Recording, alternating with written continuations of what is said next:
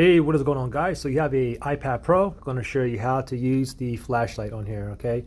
So first thing is, doesn't matter if you are logged in or if you are on your lock screen like right now. The thing you got to do is top right hand side, go ahead and scroll down. Oops. Go ahead and scroll down just like that, and you have your flashlight right here. So if I turn it on, and you can look through here, you can see it going off and on. Now if I want to increase or decrease the brightness, what I simply do is go ahead and press and hold just like this, and now I can increase the brightness and I can decrease it as well. Increase, decrease.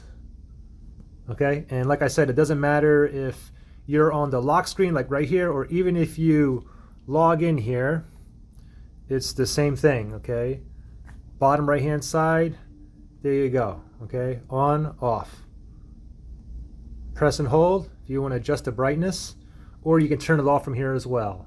Let's go all the way down and it'll turn off. Pretty simple. Thanks for watching. I'll see you guys in the next one. Bye.